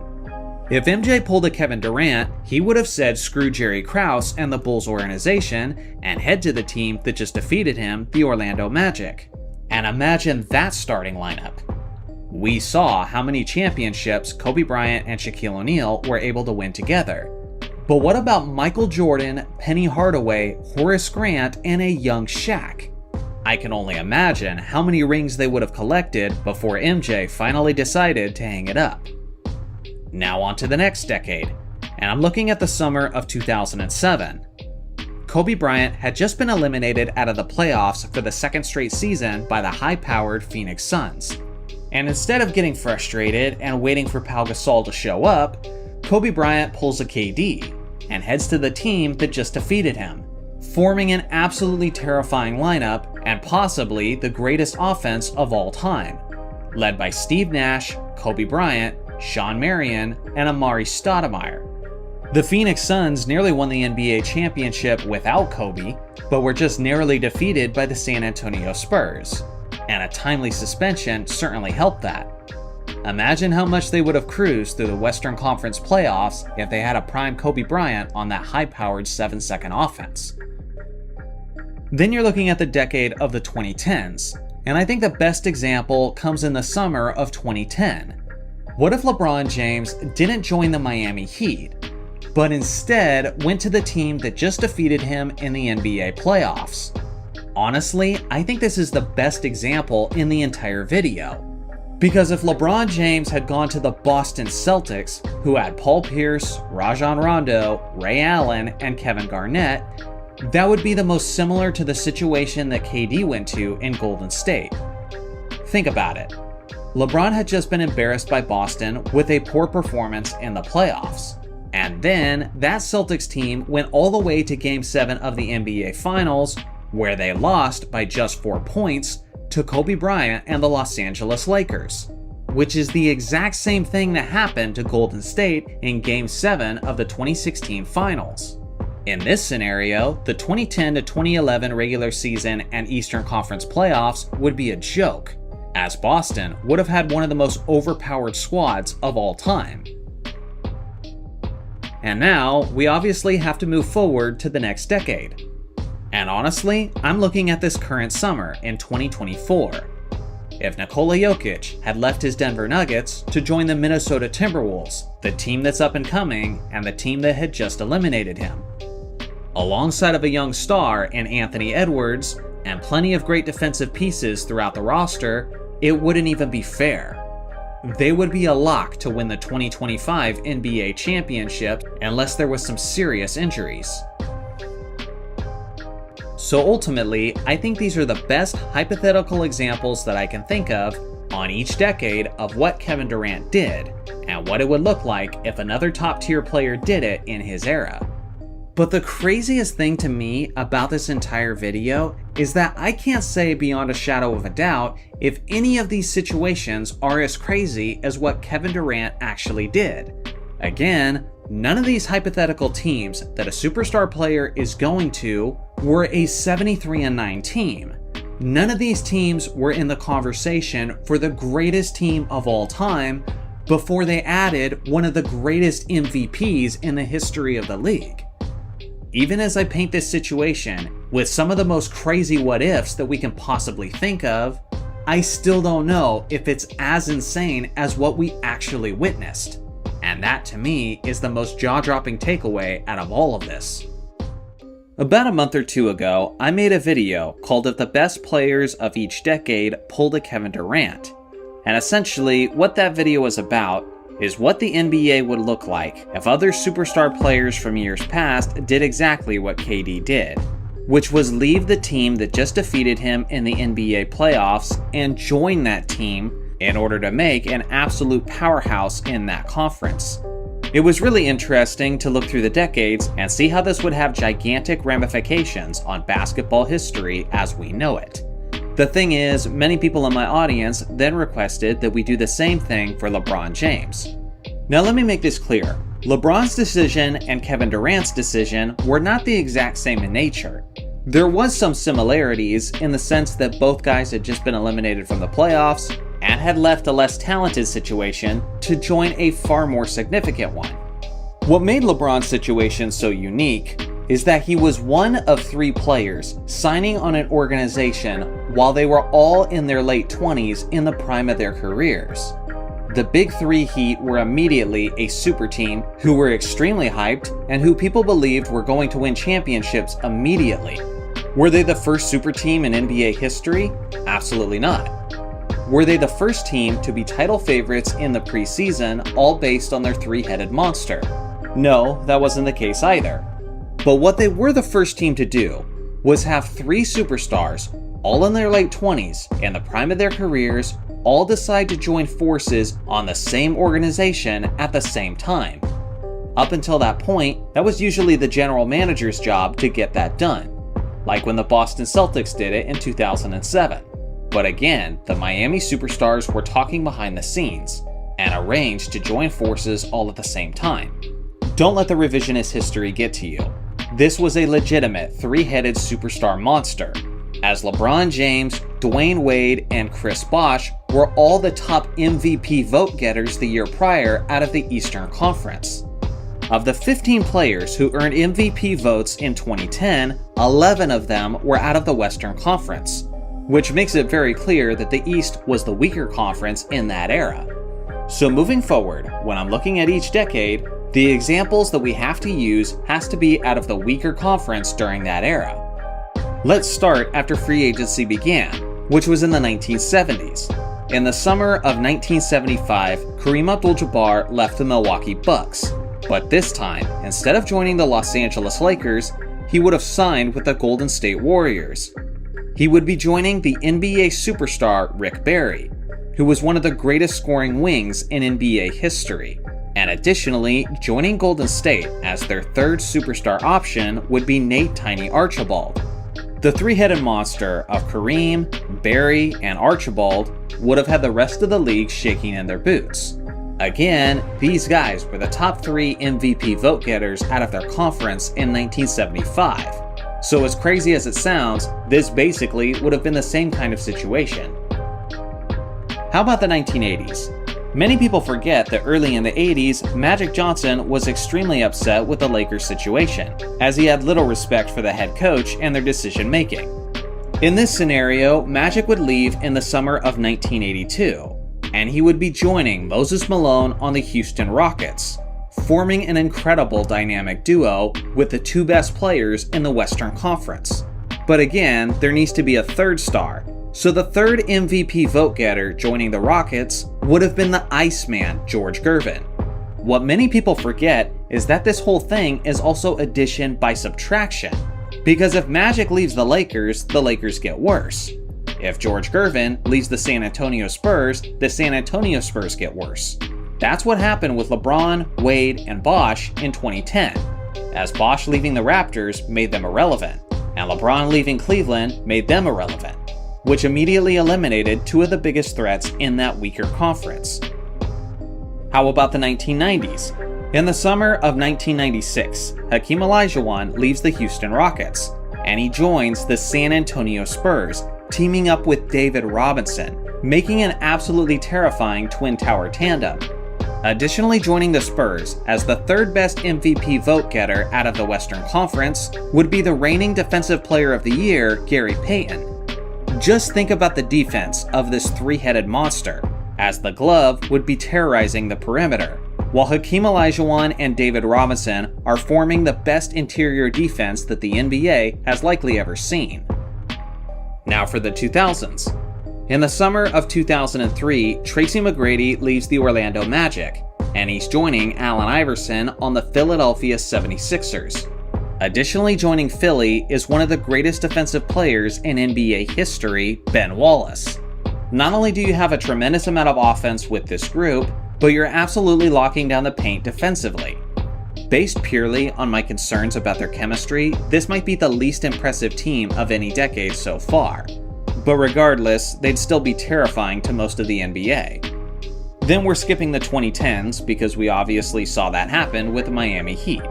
But now we're looking at the 2020s, and specifically, I'm looking at the summer of 2022, as Giannis Antetokounmpo leaves the Milwaukee Bucks to join Joel Embiid on the Philadelphia 76ers, and additionally joining them would be the superstar wing, Jason Tatum. That's right, Giannis, Embiid, and Tatum were all the top 3 MVP vote getters in the weaker conference that season, forming a three-headed monster that would not only immediately be a title contender, but they would be forming a dominant championship contender for probably the next 10 seasons straight. Obviously, this is all just crazy hypotheticals, but the reason I wanted to make this video is just to remind the basketball community of how crazy this move was when it originally went down. The 3 best players out of the conference all united on the same team at the same time. In any other decade in NBA history, if this happened, it would be jaw-dropping and sounds ridiculous even to envision it. But it happened. And just because Kevin Durant's decision was even more dramatic, doesn't mean we should completely forget the significance of LeBron's. So what do you guys think? Of the hypothetical teams I mentioned in this video, which one would have been the strongest? I look forward to hearing your thoughts in the comment section below. It's December 8th of 2011, and the NBA lockout shortened season is just days away from beginning. The Mavericks are preparing their title defense. The Miami Heat are ready for revenge after a disappointing defeat in the previous finals, and the Lakers are looking to make any last-minute adjustments to propel themselves back into title contention. It was just then that the Lakers sent shockwaves throughout the entire basketball universe when they made a blockbuster trade like they've pulled off so many times before in the franchise's rich history. A 26-year-old Chris Paul was acquired and set to join a still lethal 33-year-old Kobe Bryant, making them instantly one of the best backcourts in NBA history. Displayed on the screen are the players who were involved in the blockbuster 3-team deal. One of the key and interesting aspects is how the Lakers' young and talented center Andrew Bynum was not included in the deal, and you guys may remember how he was eventually traded in the following offseason for Dwight Howard. This trade was foreseen and highly speculated over even when the Lakers acquired Paul, so many saw it as just a matter of time before a big three of Kobe, CP3, and Howard all assembled in Los Angeles. We had about an hour to enjoy the Paul trade and everything being right in the LA basketball world, when something happened that was even more shocking than the trade itself. The NBA league office stopped the deal. It was stunning. I had never seen such a thing, and it felt like a dramatic abuse of power. I was waiting for someone in the Lakers organization to try to take the league to court. I just couldn't understand how they could get away with this. In order to understand the league's decision, you have to understand what the climate of the NBA was in December of 2011. For months, small market NBA owners and general managers had been complaining about the difficulties of competing with larger markets. Player movement was at an all-time high, and the smaller franchises were finding it more and more difficult to retain their superstar players in free agency. On top of all of that, the league was only 1 year removed from the Big Three assembling on the Miami Heat, where LeBron predicted at least 8 championships. Throughout the NBA's history, we had seen plenty of different super teams, but still, the Miami situation was different. Never before had there been 3 top 10 players in the prime of their careers all signing on the same team in the same offseason. For owners and general managers, it felt like it set a jarring new course for the future of the league. So it's easy to understand why people in power were in a sensitive place in 2011. Immediately after the Chris Paul trade went down, League Commissioner David Stern was bombarded with complaints from other team owners around the league, as they were furious that the Lakers appeared to be assembling another super team, and were begging Stern to block the trade. The owners most notably complaining to Stern were Cavaliers owner Dan Gilbert, who had just lost LeBron to the Heat, and Mavericks owner Mark Cuban. Now, the crucial and often overlooked detail in this drama was the fact that the New Orleans Hornets were the only team in the NBA that were actually owned by the NBA itself, meaning they did have executive power to cancel or finalize trades for New Orleans. But up to that point, they almost never stepped in, and instead let the Hornets general manager Dell Demps handle all of the basketball decisions. But just because you have the power to make an executive order doesn't mean you should. It's worth mentioning that this was a very unique situation that doesn't currently exist in today's NBA. So although Dell Demps made the deal with the Lakers in this instance, after hearing the complaints of several league owners, David Stern blocked the trade. There would be no renegotiating and no adjustments necessary. The league was simply not going to let Chris Paul go to the Lakers. The craziest part was the political slap-to-the-face lie that the league gave us, making a statement that the trade was nixed for, quote, basketball reasons. No, it was clearly not for basketball reasons, which is exactly why they couldn't explain what those reasons were. If it was for basketball reasons, then they would have let Dell Demps keep his power, since he clearly had the best interest of his team in mind. But they didn't do that. Instead, they undermined Dell Demps by overriding his trade where he wanted to make the best move for New Orleans. Why is he even the general manager if he ultimately doesn't have control of basketball decisions within the organization? It was a move that simply protected the league office from the wrath of the team owners around the league, who were essentially just envious of the Lakers' ability to bring in talent. Can you sense my bitterness yet? I hope so, because as a Laker fan, and more importantly as a basketball fan in general, I will never, ever get over this. And here's why. The decision to not allow Paul to go to the Lakers and instead being dealt to the Clippers had a massive ripple effect on the league as a whole in many ways that were negative. First off, let's delve into how it affected the Lakers.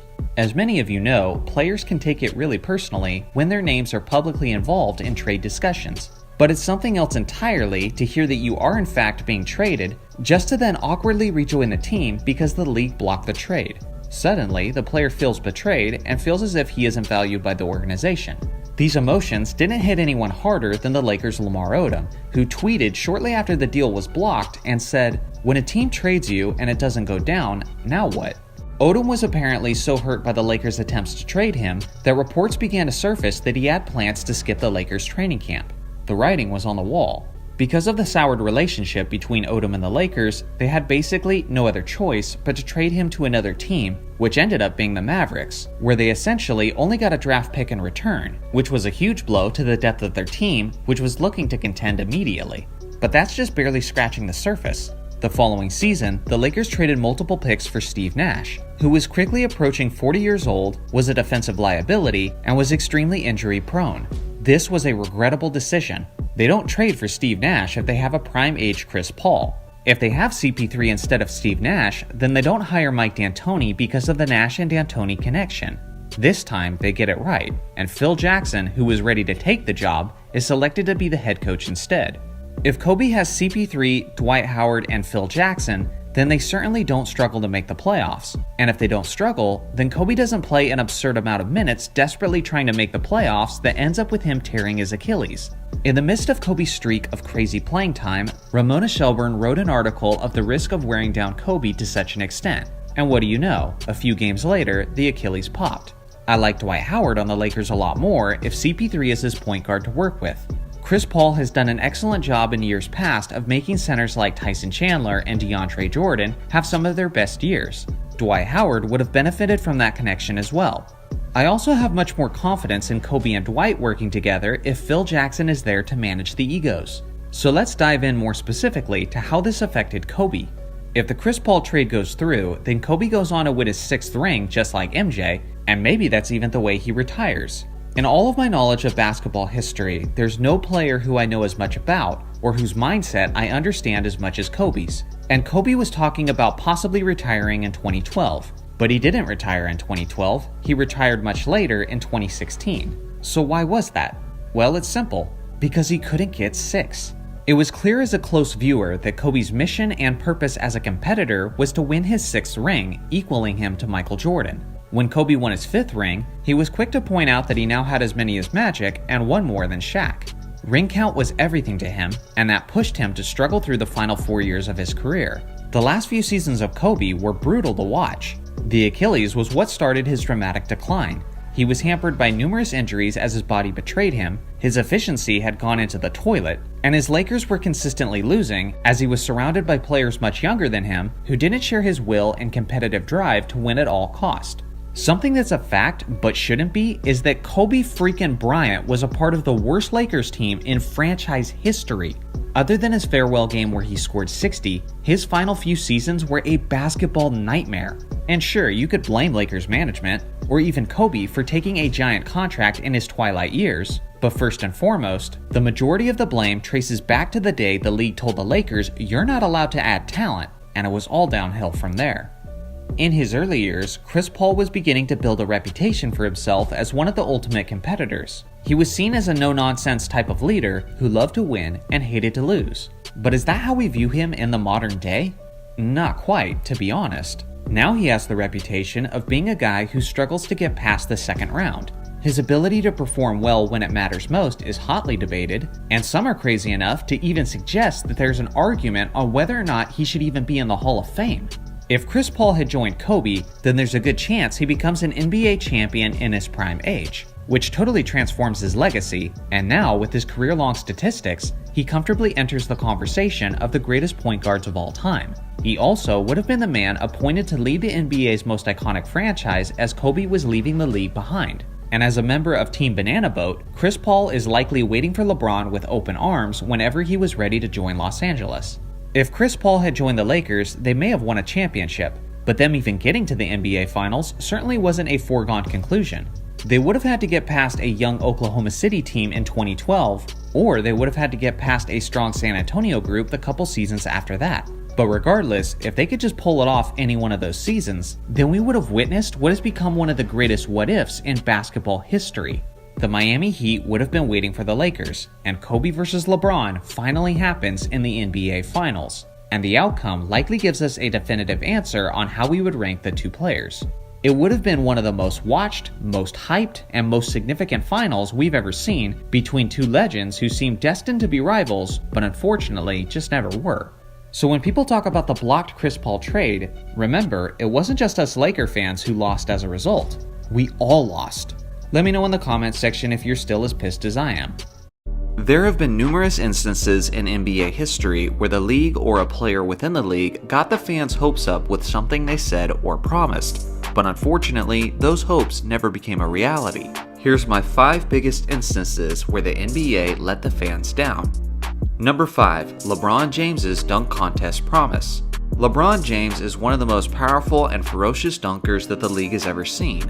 His incredible athleticism and his astonishing ability to finish above the rim haven't just been displayed in actual basketball games, but he's even been known for putting on a show during warm-ups as well. This has resulted in LeBron being one of the most desired participants for the dunk contest, ever since he started playing professionally in 2003.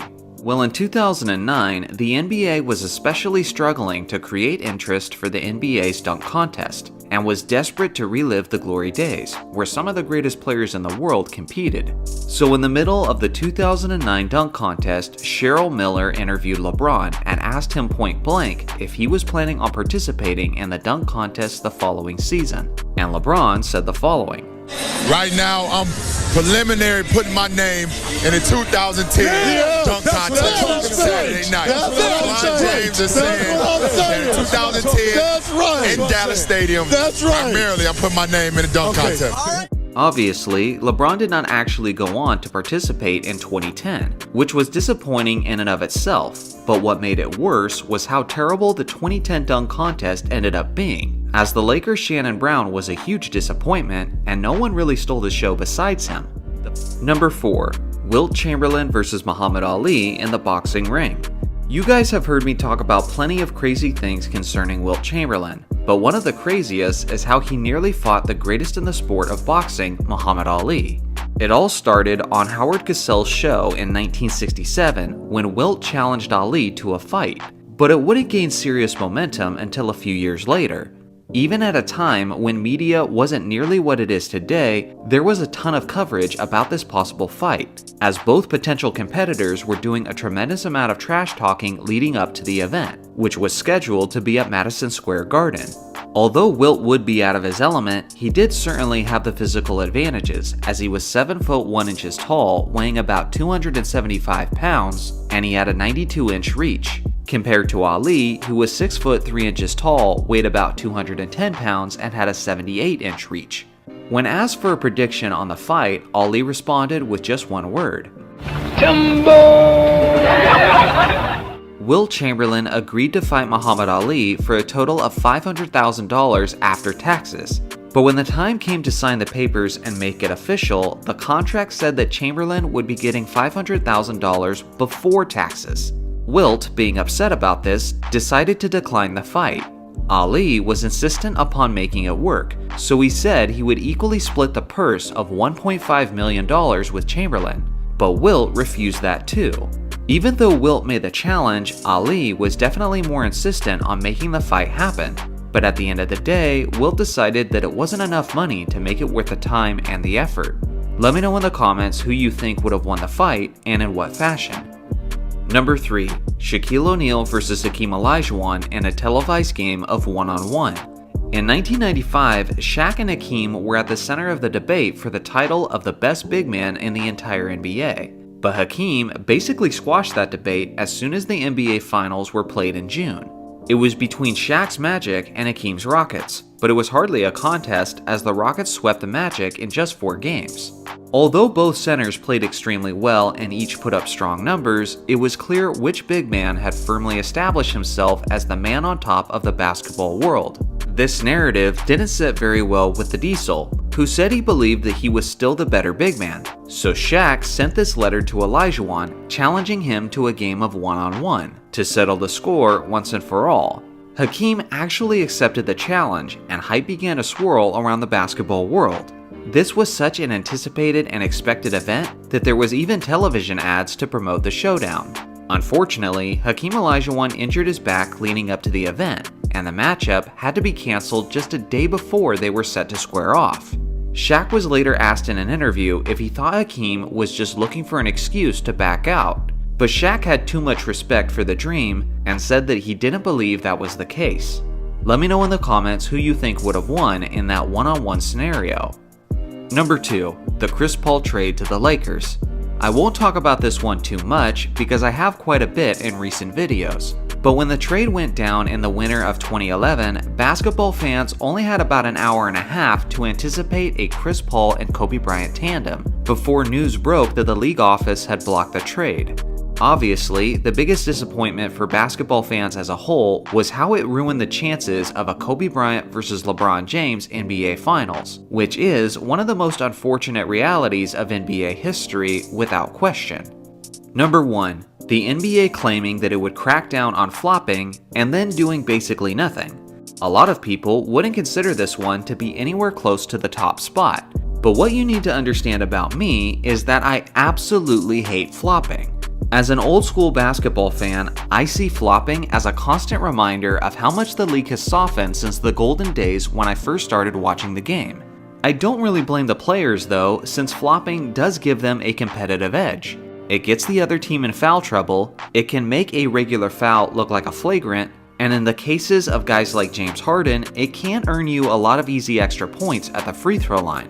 It's not like guys didn't flop back in the day, because trust me, guys like Vlade Divac and Danny Ainge were frequent floppers, which is a big reason why I didn't like either of them.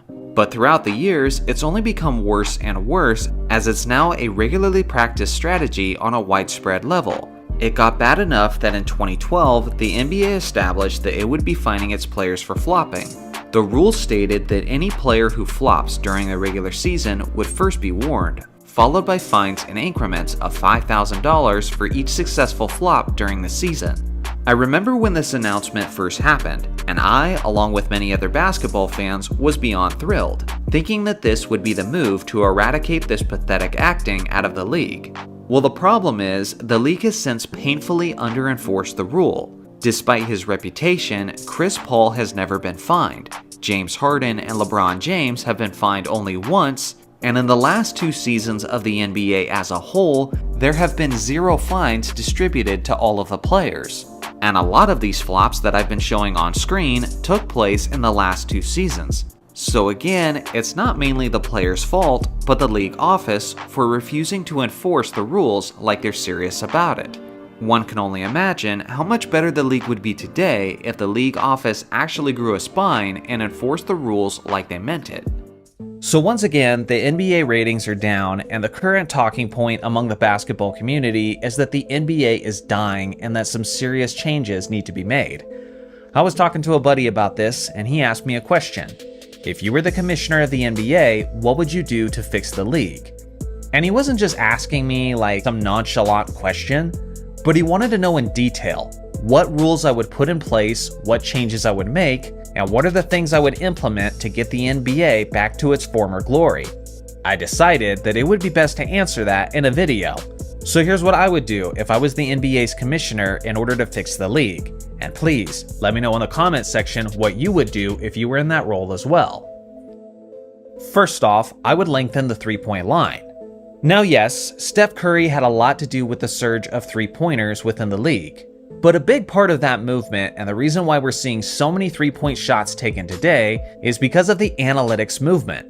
It just makes sense to take more three-point shots. For example, if a team shoots only 2-point shots and they make 50%, and the other team only shoots 3-point shots yet they make 40%, it's actually the team that's only shooting threes that is easily going to win the game. This basic math is the main motivating factor on why the three-point shot has taken over the league.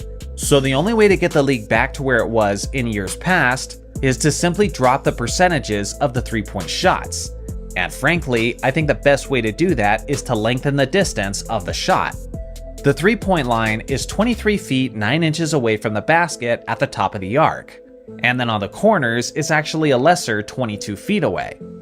I would change the distance at the top of the arc to about 26 feet. Naturally, you would see percentages plummet across the league, but there would still be a lot of guys who are capable of making them consistently, like Steph Curry, Damian Lillard, and Trae Young. Now personally, I would not touch the corner threes. There is already a limited amount of space on the corner three, and I know that if you extend the three-point line on the front end of the arc, then instantly the corner three becomes the most valuable shot in the entire NBA, and at one point it already was. The thing is, 42.4% of the shots taken in the NBA today are three-point attempts. But according to a study done by ESPN, only 10% of shots are corner threes. The truth is, the vast majority of the three-point shots taken today are from the front end of the arc. Again, this makes the corner three so valuable, but honestly, I'm okay with that, because corner three specialists will become more prominent, and they do add a bit of variety to the gameplay. If I was the commissioner, egregious flops not only get a technical foul, but it gets a technical free throw for the opposing teams. In a way, this rule has already been established in the NBA, but it's so rarely enforced that it's had very little effect on the player's approach. In the NBA rulebook, it also states that a flopping technical foul is considered a non-unsportsmanlike technical foul, meaning it will not contribute to a player's ejection. And for me, that's just such a weak approach. If we're confident that the player flopped and what he did was an action that hurt the product, then why wouldn't you penalize him with stronger consequences? If referees are not enforcing this, then we'll get new ones who will. It's one thing to punish or fine players for flopping, but it's another thing entirely if their stupid fake acting results in points for the opposing team. That will piss off their head coaches and their team leaders. And I do believe the quickest way to cut down on flopping is to make it show up on the scoreboard. The NBA All-Star Game is a mess and has become so lax, and the league office is constantly changing up the structure of the game to try to manufacture some interest. Personally, I would go back to the East and West format, but I would swing the pendulum completely in the opposite direction and have it go from an exhibition game to a game that determines home court advantage in the NBA Finals. Is it going to the West or is it going to the East? Now, some may say that this is too dramatic, but I don't care. The players earned this by not trying harder and not putting an entertaining product in front of the fans. Then now, we're going in the complete opposite direction, and you know for a fact that that would create interest in the All-Star Game. Now, some might point out that certain All-Stars would care more about this than others. For example, NBA star players like Jason Tatum and Jaylen Brown would care a lot about getting home court advantage, seeing that the Boston Celtics are likely to make it to the NBA Finals. Teams like the Mavericks, the Bucks, and the OKC Thunder are all going to care about that a lot as well. But NBA All-Stars, who are not on contending teams, are probably not going to be as invested. And although I understand that, I'm completely okay with that, because then it will be up to the leaders of the Eastern Conference and the Western Conference to hold the rest of the players accountable, and to make sure they're putting forth their best effort. If I was the commissioner, traveling would be called as strictly as it was in the 1990s. Even the gather step would now be limited to an additional 2 steps instead of infinite steps. I don't care if a player is bobbling the ball or establishing his footing. We can't have guys getting away with infinite steps in those loosely interpreted situations. I would also have the refs stop calling such ticky-tack technical fouls. For goodness sake, let the players trash talk. NBA fans love that stuff. If they want to stare down the opponent after a post or dunk, then let them. These are competitive, masculine men in the heat of competition, so stop castrating them and let them compete with passion. Obviously, I remember the Malice of the Palace, and I don't want to see anything like that happen ever again. So I would harshly suspend players who throw any punches or who dare to enter the stands. But outside of that, let them compete, let them talk, and let them invest in those rivalries with their words. Load managing is a major issue, so that's one of the things that I would tackle. I would increase the minimum game requirements to win NBA awards from 65 games to 70 games. I would also create financial incentives for NBA players who meet the certain minimums. For example, a major financial bonus for Anthony Davis every season where he plays 75 games. I would also have fans get partial refunds for nights where their highest paid player doesn't play due to an injury that wasn't disclosed at least the day before tip-off. Theoretically, this would hit the owners in the wallet and would affect all NBA revenue, and no one wants that, not the players, the owners, or even the commissioner.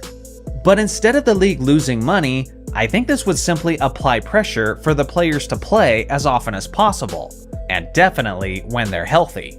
This would probably be my most challenging battle as the commissioner, because it involves a lot of money, which means that it would need to be negotiated when the current collective bargaining agreement is up in 2029.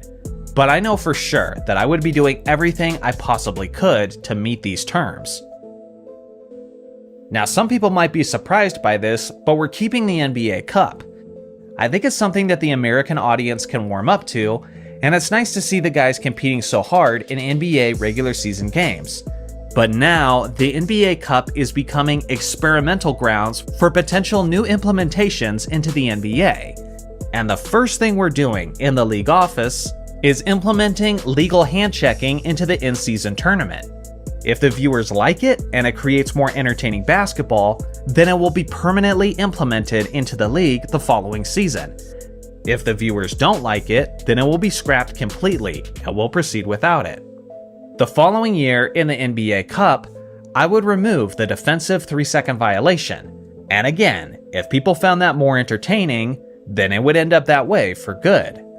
By removing the defensive 3-second violation, it would get rid of all these unchallenged layups, and it would allow rim protectors to camp under the rim, meaning that offensive players would be constantly challenged at the rim, just like they were in the 80s and 90s.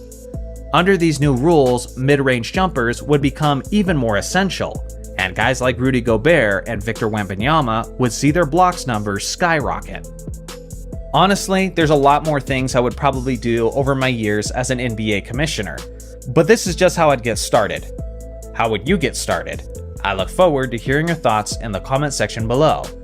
Thanks for watching as always, make sure to like and subscribe for more basketball content, and I'll see you guys in the next video.